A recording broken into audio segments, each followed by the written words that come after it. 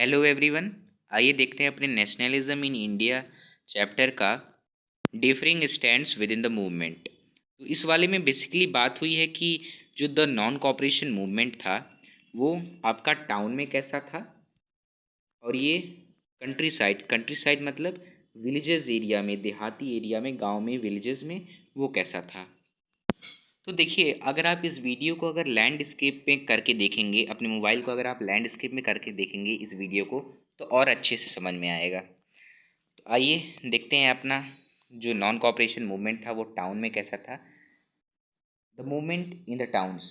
The movement started with middle class participation in the cities. Thousands of student left government controlled schools and colleges, headmasters and teachers resigned and lawyers give up their legal practices. तो non cooperation movement जो था वो सबसे पहले इसमें middle class आगे आया और उसमें पार्टिसिपेशन लिया। तो मिडिल क्लास पार्टिसिपेशन सबसे पहले लिया, और थाउजेंड्स ऑफ स्टूडेंट जो है उन्होंने गवर्नमेंट कंट्रोल्ड स्कूल्स को, जो स्कूल्स ब्रिटिशर्स के द्वारा चलाए जाते थे, उसको छोड़ दिया, और कॉलेज, हेडमास्टर्स, टीचर्स ने रिज़ाइन कर दिया, और जो लॉयर्स थे उन्होंने अपने प्रैक्टिसेस जो वो करते थे उनको छोड़ दिया, गिव अप कर दिया। तो इसमें नॉन कॉपरेशन मूवमेंट का मतलब ही था कि असहयोग आंदोलन, मतलब हम लोग सहयोग नहीं करेंगे, कॉपरेट नहीं करेंगे। तो सारे जो ब्रिटिशर्स की चीज़ें थी उसको छोड़ो और कॉपरेट मत करो। इस मूवमेंट में यही था नॉन कॉपरेशन में। The call the council elections were boycotted in most provincial except Madras. ये इम्पोर्टेंट है, आप इसको याद कर लीजिएगा। Where the Justice Party, the party of the non-Brahmins, felt that entering the council was one way of gaining some power, something that usually only Brahmins had access to.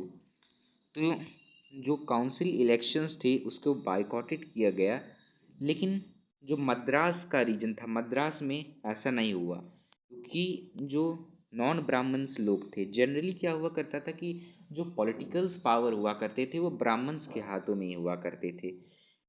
लेकिन हम लोग जो काउंसिल इलेक्शन से उसे boycott कर रहे थे, लेकिन जो नॉन ब्राह्मण्स थे उन्होंने सोचा कि यही एक तरीका है पॉलिटिकल पावर लेने का, और हम लोग तो काउंसिल इलेक्शंस में पार्ट लेंगे। तो ये जस्टिस पार्टी वहाँ की थी, ये इम्पॉर्टेंट है, आप इसको याद कर लीजिएगा। The effect of non-cooperation on the economic front were more dramatic. Foreign goods were boycotted, liquor shops picketed, and foreign clothes burnt in huge bonfire. The import of foreign clothes halved between 1921 and 1922, its value dropping from 102 crores to Rs 57 crores. तो जो non cooperation movement था वो economic front पे मोर dramatic था, मतलब कि इसमें जो ब्रिटिशर्स की इकोनॉमी पे, इस पे काफ़ी चोट किया था नॉन कॉपरेशन मूवमेंट पे।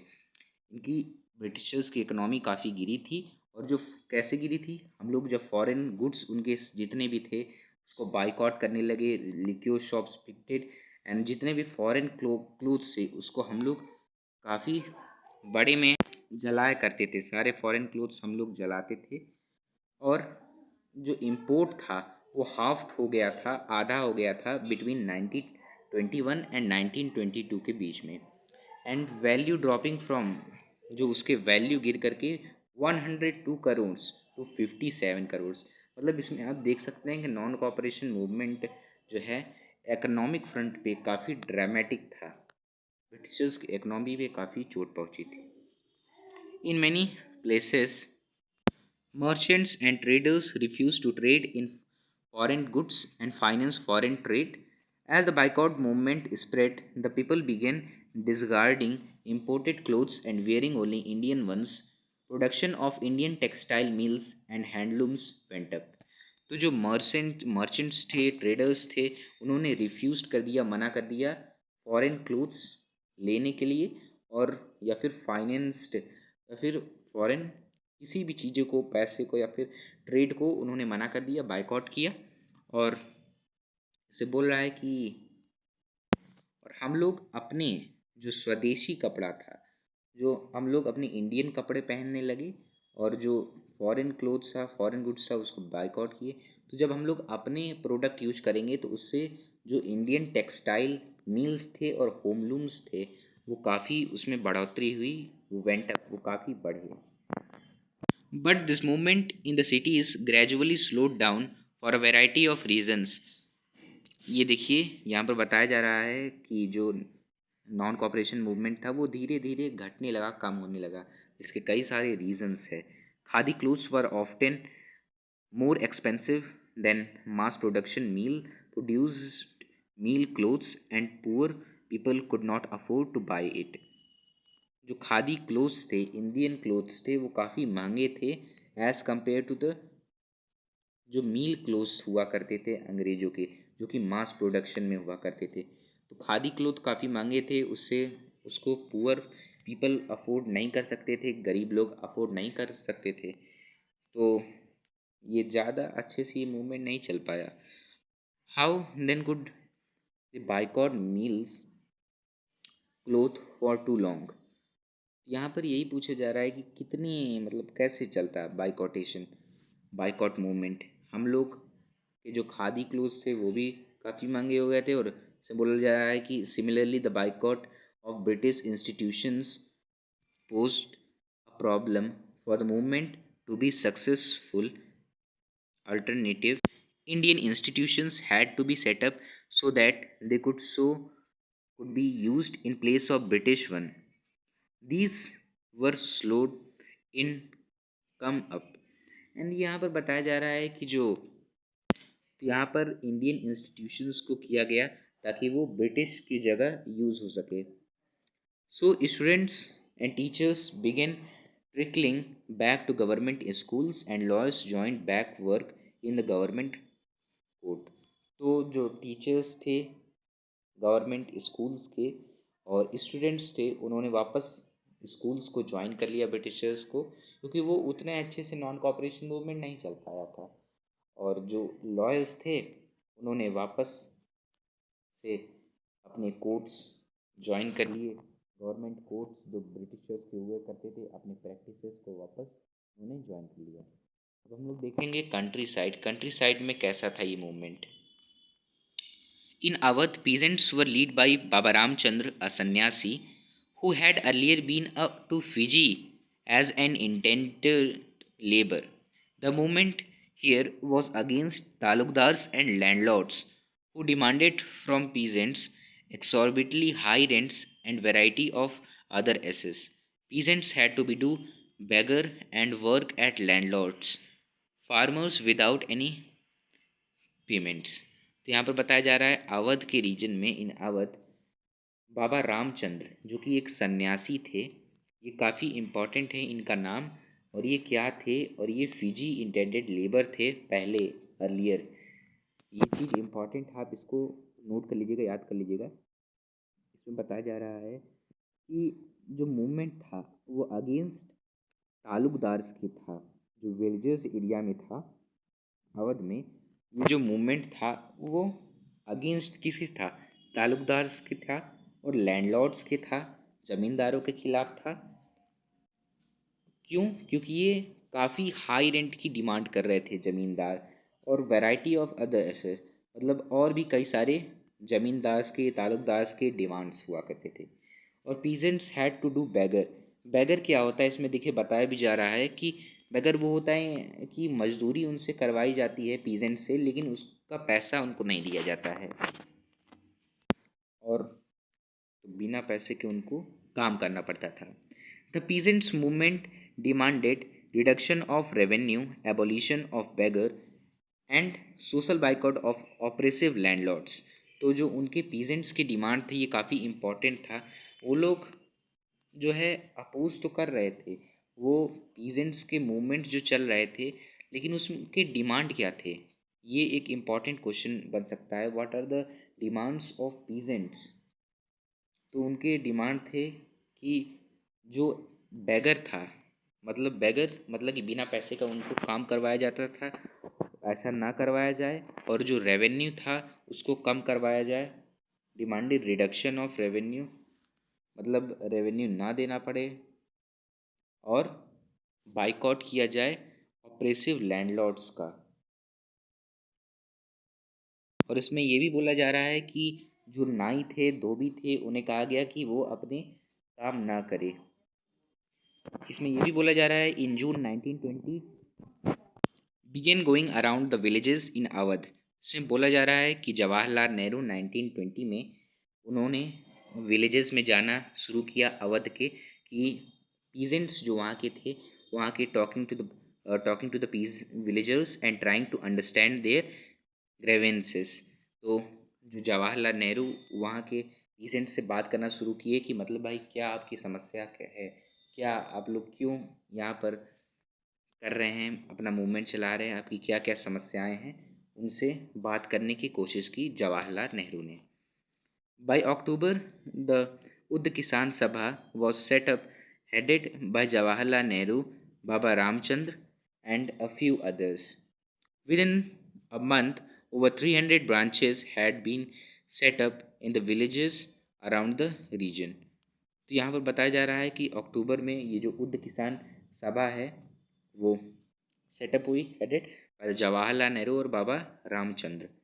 ये इम्पोर्टेंट नाम है, आप इसे याद कर लीजिएगा। और यहाँ पर यही बताया जा रहा है कि जो 300, फिर उसके बाद जो ये सेटअप हुए इंस्टीट्यूशंस, तो ये विद इन अ मंथ, सिर्फ महीने भर में 300 इंस्टीट्यूशंस सेटअप हो गए विलेजेस में।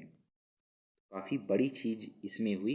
And so when the non cooperation movement began the following years, the effort of the Congress was integrate the Awadh peasants' struggle into the wider struggle. The peasants' movement, however, developed in from that the Congress leadership was unhappy with. तो यहाँ पर कांग्रेस के leadership से वो लोग काफ़ी unhappy थे। और as the movement spread in 1921 the houses of talukdars and merchants were attacked, bazaars were looted, and grains hoards were taken over. तो यहाँ पर बताया जा रहा है कि जो मूवमेंट्स था 1921 का, उसमें हाउसेस जो तालुकदार्स के थे और मर्चेंट्स के थे उन्हें लूट लिया गया, उन पर अटैक हुए, जो जमींदार्स और तालुकदार्स के घर थे उन पे अटैक हुआ और बाज़ारों को वहाँ की लूट लिया गया। In many places local leaders told peasants that Gandhi ji had declared that no taxes were to be paid and land was to be redistributed among the poor। यहाँ पर यही बताया जा रहा है कि मतलब लोग ऐसे ही फैलाते थे कि उनका टैक्सेस माफ़ कर दिया जाएगा, ओल्ड पीजेंट ऐसा गांधी जी कहा करते थे। The name of Mahatma was begin in wall. तो देखिए, तो यहीं पर ये सब यही बताया जा रहा है कि वहाँ पर का नॉन कॉपरेशन मूवमेंट का जो कंट्री साइड्स में थे, विलेजेस में थे। अब ये ट्राइबल्स एरिया में, तो ट्राइबल पीजेंट्स जो ट्राइबल एरिया थे, जंगल के एरिया में था, वो कैसा था नॉन कॉपरेशन मूवमेंट। तो यहाँ से इम्पॉर्टेंट चीज़ें शुरू हुई हैं। ये the colonial government had closed large forest areas preventing people from entering the forest and graze their cattle और to collect fuel wood and fruits. तो जो कॉलोनियल गवर्नमेंट थी, जो ब्रिटिश गवर्नमेंट थी, वो जो वहाँ के लोगों की थी, ट्राइबल पीपल थे, उनको मना करती थी, उनको रोक रही थी फॉरेस्ट में एंटर करने से और वहाँ की फ्यूल वुड और फ्रूट्स को लेने से। जो ट्राइबल पीपल थे, जो ट्राइबल में एरिया में ही रहते थे, उन्हीं लोगों को जो ब्रिटिश गवर्नमेंट थी मना कर रही थी जाने से फॉरेस्ट में। जो फॉरेस्ट में लोग रहते थे उन्हीं को मना कर रही थी, तो उससे जो फॉरेस्ट के लोग थे, ट्राइबल पीपल थे, काफ़ी गुस्सा हुए। नॉट ओनली वर देयर लिवलीहुड्स, ये उनके केवल लिवलीहुड की बात नहीं थी, लेकिन affected but they felt that there traditional rights, जो उनके ट्रेडिशनल राइट्स थी, वर बिगिंग डिनाइड। सिर्फ उनके लिवलीहुड की बात नहीं थी, वो तो उसी में पाले बड़े थे, उसी में वो रहते थे, वो जंगल में ही रहते थे और जंगल में ही रह कर के उन्हें मना किया जाता था ब्रिटिश गवर्नमेंट ने कि आप अंदर नहीं जा सकते हैं। तो ये चीज़ उनको काफ़ी ख़राब लगी ट्राइबल पीपल को। When the government began forcing them to contribute beggar for roads, buildings, and hill people revolted. तो व्हेन जब ब्रिटिश गवर्नमेंट थी वहाँ, वो ट्राइबल पीपल को काफ़ी फोर्स करने लगी कि तुम वापस से बैगर हो, मतलब कि तुम काम करो। बैगर का मतलब मैंने आपको पहले ही बताया था कि उनसे काम करवाया जाए लेकिन उसका उनको पैसा ना दिया जाए बिल्डिंग बनाने में और वहाँ पर के रोड्स हिली एरियाज पे। तो उससे काफ़ी जो वहाँ के हिली पीपल थे काफ़ी गुस्सा हुए और वो रिवॉल्ट करने लगे। The person who came to lead them was an interesting figure. तो जो उनको लीड करने के लिए एक लीडर के रूप में उभर के आया वो काफ़ी एक इंटरेस्टिंग आदमी थी। वो कौन था जो मसीहा बन के आया? अलूरी सीताराम राजू। अलूरी सीताराम राजू आगे आए। उन्होंने क्लेम्ड किया, अलूरी सीताराम राजू ने कहा कि that he had a variety of social special powers. He could make correct astrological prediction and heal peoples, and he could survive even bullet shoots. तो एक मसीहा के रूप में जो जन्म लिया अलूरी सीताराम राजू क्लेम करते थे।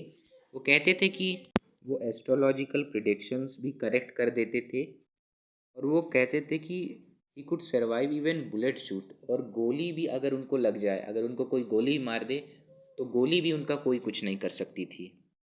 तो काफ़ी वो अपने आप को एक तरीके से पावरफुल शो करते थे। राजू, राजू यहाँ पर राजू राजू अगर जो नाम लिया जा रहा है तो आप इसका समझिएगा कि ये अलूरी सीताराम राजू की ही बात हो रही है। Raju talked of the greatness of Mahatma Gandhi, said he was inspired by the non-cooperation movement and persuaded people to wear khadi and give up drinking. But at the same time, he asserted that India could be liberated only by the use of force, not non-violence. तो वो भी इस चीज़ को मानते थे अलूरी सीताराम राजू कि जो हमें लिबरेट जो हमें आज़ादी मिलेंगी वो हमें नॉन वायलेंस से नहीं मिल पाएगी, हमें कुछ ना कुछ फोर्स तो यूज करना ही पड़ेगा। ऐसे नॉन वायलेंस रह करके हमें आज़ादी नहीं मिल पाएगी, ऐसा अलूरी सीताराम राजू कहते थे। तो इसमें यही बताया गया है मेन इस वाले में पैराग्राफ में अलूरी सीताराम राजू के बारे में और ट्राइबल पीपल के बारे में बताया गया है। The Guddam rebels attacked police stations, uh, attempt to kill British officials, and यहाँ पर बताया जा रहा है कि जो ब्रिटिशर्स के ऊपर काफ़ी अटैक्स किया गया, उनको मारने की कोशिश की गई क्योंकि अलूरी सीताराम राजू मानते थे कि हम लोग को कुछ फोर्स तो यूज़ करना पड़ेगा, नॉन वायलेंस नहीं होने वाला। और उन्होंने गुरिल्ला वॉर्स शुरू किए अचीविंग स्वराज के लिए। Raju was captured and executed in 1924 and over time became a folk hero. तो वो फाइनली जो अलूरी सीताराम राजू थे वो पकड़ लिए गए 1924 में और एक वो काफ़ी एक मसीहा एक हीरो के रूप में बन करके आए थे। अब देखते हैं Swaraj in the plantations. Workers too had their own understanding of Mahatma Gandhi and the nations of Swaraj. For plantation workers in Assam, freedom meant the right to move freely. देखिए जो प्लांटेशंस वर्कर्स के लिए असम के उनके लिए freedom यही था कि वो फ्रीली मूव कर सके, इधर उधर जा सके। तो लेकिन ये सारी चीज़ों पे बाधित कब हो गया? ये इनका इधर जब चाहे वहाँ घूम सकते थे, इस पर रोक लगा दी ब्रिटिश गवर्नमेंट ने प्लांटेशंस वर्कर में। कैसे? उन्होंने एक एक्ट पास किया 1859 में, इनलैंड इमिग्रेशन। ये इसको हाईलाइट मैंने किया है, काफ़ी इम्पोर्टेंट है, आप इसको याद कर लीजिएगा।